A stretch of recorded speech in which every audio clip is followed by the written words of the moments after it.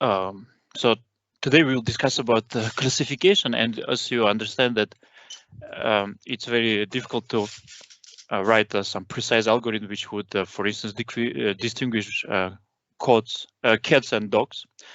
And generally, people are using neural networks for these kind of purposes, and we will discuss in details how does it work. But now, just let's make a small overview how in principle everything is working. So imagine that there is some magical neural network, and we apply cat to this, and then it thinks, and then it answers that 095 to cat and 008 to dog. And then we reason from that answer that, okay, most probably it's a cat.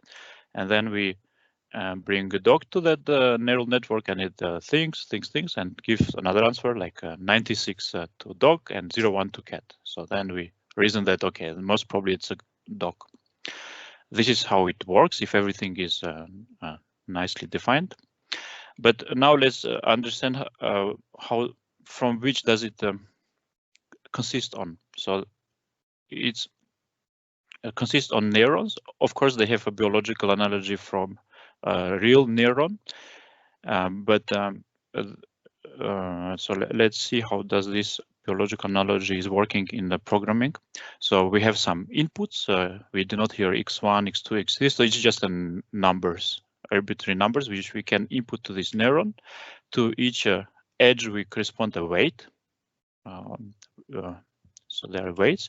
Then this neuron internally is calculating a weighted sum of these weights and the signals.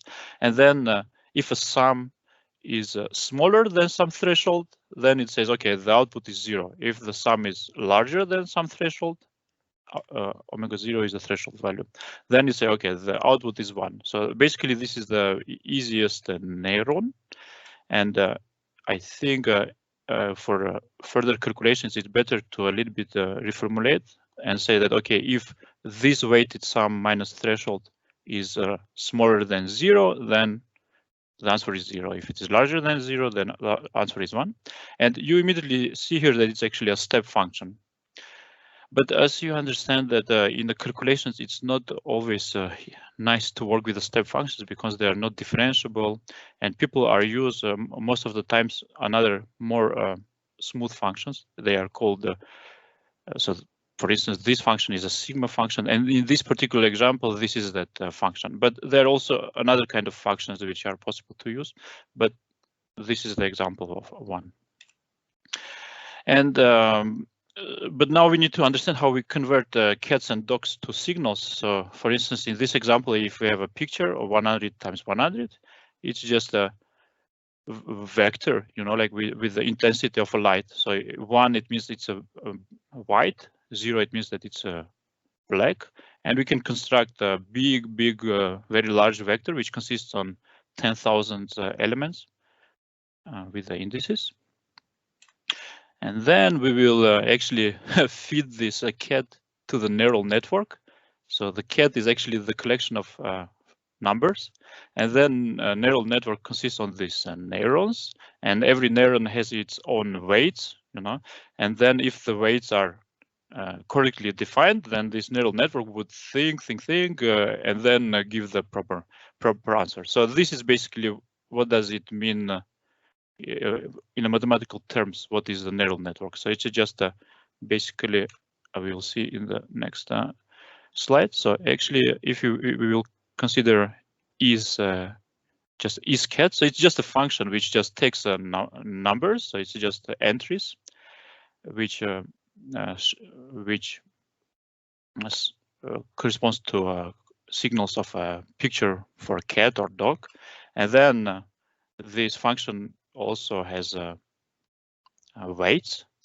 So every neuron has a weight. So in this our example, we have 100,000 weights and around 10,000 terms. And the same about the is dog function. So it's just simple function, but with a lot of parameters.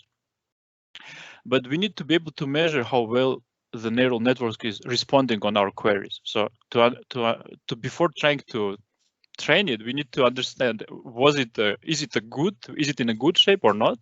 And to measure it, we just need to, like indeed introduce some loss function. So what is actually the loss function? So imagine that we have some example of a cat, then we try to convert this cat to the entries. So I just depicted it here by its icon, and then we just give that cat with some particular weights to that function, and then in the ideal situation we should get the answer 1, right? And then we would say that okay, a small closer loss function to 0 is better. If loss function is large, then it's bad. And then this is why we here subtract 1. But of course, if we feed the same cat to the function is dog, then we should get 0 here. But at the same time, we don't want that the signs here would kill each other or something like that. So this is why we just need to square them and then add the squares. And like the same we can do with another sample. Imagine that we have another picture of a dog, and then we ask to this function, is it a cat? Then the answer should be 0, right? And then if we ask, is it a dog? Then the answer should be 1. And so on. So we have another cat and another dog. And so we create this very, very huge function, which consists on a lot of elements. So imagine we have 10,000 samples, for instance. So it means that we will have here 10,000 terms. And smaller this function, so more close it is to 0, better is the neural net. So it means basically that we can now measure how good is the neural net by just thinking only about this function. And so what I just said that what is actually a training? So training is just a minimization of this function, nothing else. So if we would be able to find the weights in a way that we would minimize this function, we would be like very happy. So in this our example, this function consists on a lot of elements. Then after that is done, so after we trained that function on, let's say, 10,000 cats and dogs, then if we give to that function some unknown cat, so this cat not from a training set, then we would expect by our biological intuition, because we would expect that it would give the correct answer also for a cat that it doesn't know, because it does give a correct answer for 10,000 cats and 10,000 dogs, then we expect that it would give also the correct answer for unknown cats. So this is the idea of neural networks. But actually, we just need to understand only one thing: how to find the minimum of a very big of a function. And we just know that there are some algorithms. For instance, one of the algorithms is gradient descent algorithm, and we will discuss briefly about how to make it only for two-dimensional functions. So imagine that we have some function which depends on two parameters, x and y, and we want to minimize it. Let's consider like a half of ellipsoid as an example. So this is the projection on xy plane. You see here the levels where the function is constant. And so what is the way to find the minimum of function? So we are picking up a random point. Let's say it is somewhere here, the point A. Then it's also here on a two-dimensional picture. Then we try to play a little bit with parameters. So for instance, we try to adjust the x variable. For instance, we add delta x to that, and we just calculate what would be the result. And imagine that in this particular example, we get that we have here like 0.45 times delta x here. And we can do the same games with a y coordinate. If we add here one delta y, then let's say in this particular example, we have plus 0.31. And then what we know that if we play now together with both variables, then since every function very closely to any point resembles a plane, then we can say that if we play with two parameters together, then we will have almost this answer, because every differentiable surface is almost a plane at the vicinity of a point if we have a very small delta x and delta y. And actually, if we would change a little bit the parameters, we will see that here we have a scalar product of some vector and delta x and delta y. Basically, let's draw this vector here, and let's try to understand what is the meaning of this vector. So, for instance, if we would take a circle and try to take different vectors delta x and delta y inside this circle, and let's see what would happen. So, for instance, in the first example, imagine that delta x and delta y is tangent to the level of a constant. So just forget for a while about this these calculations. If you are moving along a constant line, then the function shouldn't change, right? If the movement is very small. So it means that we should have 0 here. But if this scalar product is 0, it means that these two vectors are orthogonal to each other. So actually, we just proved that this vector, which is actually called the gradient, is orthogonal to the to these lines of a constant levels. So if we now move in this direction, it would be also orthogonal. But now we understand. So if we move along to the gradient, then we would have the most greediest way to move up. And if we move in opposite direction, then we would have the fastest local way to move down. So that's the idea behind the gradient descent. And so the greediest descent direction, it's a direction opposite to the gradient. And in this particular situation, if we move a little bit down by this 0.45 and 0.31, but we need to multiply it by a very small number, epsilon here, then we will have this result. Then actually we can see that we would have some small step here. It would correspond to the small step here.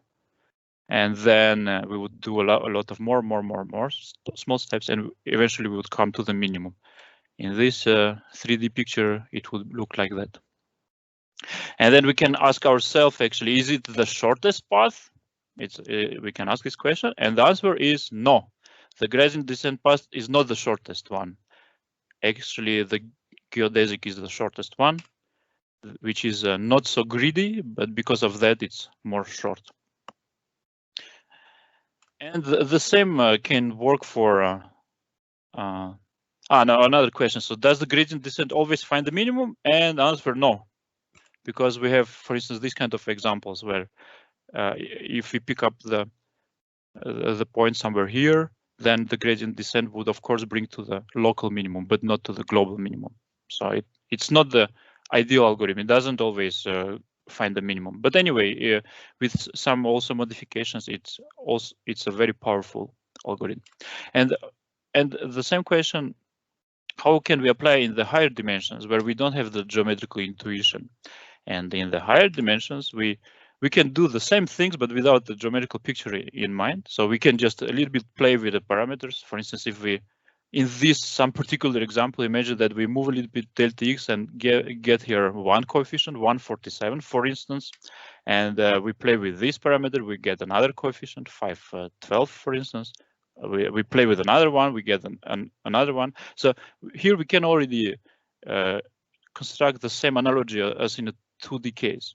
So we see that, for instance, if we modify the second parameter, then we get a more gain. So it means that this function at this particular point is much more sensible for changes of delta y. So because we have here a larger coefficient, and it would really have sense if we would make our first step more towards to this direction. And making a full analogy, actually our direction should be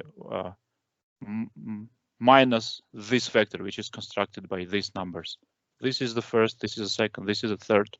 And actually, if we have any point, then we just pick up some very small parameter, epsilon, and move towards a minus gradient. And it would be our greediest way to move down and to minimize the function. And then we just need to discuss. Actually, that's all right. So if we think what is the training, we just need to minimize the loss function, and we can minimize it with the gradient descent algorithm. But to understand how would it work, we just need to understand the performance. So what is the performance of that? Let's just try to measure how expensive it is to calculate just one gradient. And then so this is actually the function that we want to minimize. As you remember, we have a lot of here members, around 10,000, and every and we have around 100,000 weights inside them, every function. So yeah, so if imagine that we want to calculate the first component of a gradient vectors, then we just need to calculate this, and actually this called the partial derivative. And so the estimation is the following. If we just we have 100,000 weights, for instance, in this example, then we just need to calculate on number of terms. We need to multiply it on number of terms here. So for this particular example, we have, let's say, 10,000 cats and dogs, and then we just need to do it 100,000 times, because we need to calculate the first gradient, the second gradient, the third one, and we get 100 trillion calculations. So it means that if we want to just calculate the one gradient for this one example, we need to do 100 trillion calculations. So for instance, on my computer, it would take like, I think 1 day or 1 hour, whatever, but we need to do it more than one time, right? So it looks like a too heavy calculation. And this is why we should ask our question. So actually, can we improve our performance here? And the answer is yes. It's a backward propagation algorithm, it's called. So, and I will very, very briefly discuss what is that. Backward propagation algorithm is just a way how to make it a bit faster. So it would just diminish this term, and maybe just the idea how does it work. So actually we want a quick algorithm to calculate the gradient of the function again, and we would just concentrate on this term. And this term is just that our neural network. And the idea is, instead of so idea is the following. Imagine that we want to start from a right neuron. So let's start from it. We make a bit of zoom in, and this is our last neuron, and we see it a little bit. Look at this a bit like that. So imagine that there are some weights. There are also other edges which are coming to this neuron, but we are mostly interested on this weight, and we want to calculate the gradient. So imagine that we already know the signals which are coming to this last neuron, and imagine that there are 0.67 to this and 0.92 to that, and then we already know that the final answer would be 0.98. And then our aim is to calculate the gradient, right, in the fastest way. So we want to actually calculate this term. So it would correspond to adding here some new delta v. But the point is that we don't need to calculate this term. We don't need to do very, very long calculation. We just can already use already known results from a left and start the calculation from here, and it would take a very small time to calculate. And we would just be able to get the answer. For instance, it would be -3 and 45 with a very, very few amount of calculations, and we would get here that answer that, okay, the gradient, the component, this component of a gradient is this one. And actually, in a similar way, we can also do the calculations for the rest neurons. For instance, very quickly, I can show how to do it for this one, for this neuron. So let's take a, say, imagine that now we want to calculate the partial derivative along this weight. So these are the original signals. And so basically what we just need to do, we just need to calculate them. So we just need to vary a little bit parameter, and this calculation would show us that, okay, we have, for instance, varying this by delta omega. We have here a coefficient 0.13, and later we can just reduce the problem to already previous solved one, because in the previous slides we already knew how to solve this situation. So what we can do here, we can say that in the expression of for each cat, we always see the multiplication of weight and coefficient. For instance, we always see 0.67 times this weight, and when we did some adjustment to the weight, we get these weights, and what we can see, we can divide this term in the parentheses by 0.67, and then we will see that we have this term, which would suggest us that this signal is equivalent to having the old signal 0.67, but just adjusting a weight. So this is the way how to reduce the problem to the previous solved one. And we already know how the signal would be affected if we change the weight, but we don't change the signal, and we can get the answer from that. So basically, that's the idea, that we, instead of calculating again and again and again the new values, we just base on the previous steps. And actually, that's almost all. I just wanted to say that if we want to train the neural network with the high resolution photos, for instance, we want a real photo of a cat, then generally this approach is very, very expensive, and people are using some convolutional layers between this and this. So today, unfortunately, I will not go into the details what is this convolutional layers about, but it's also just a collection of neurons. So it's not very important for this talk, but it's to tell you that there is something which are people doing in between these steps, and these layers are needed to improve a performance by possibility to reduce the total amount of neurons in a system. And basically that's all. I just want to make a small summary, so that the neural network is just a collection of functions. Training of a neural network is just a procedure of adjusting the weights to minimize the loss function. Minimum of a loss function can be found by a gradient descent algorithm, and the naive calculation of the gradient is very slow operation, and backward propagation algorithm is a fast way to calculate the gradient. And that's all. Thank you.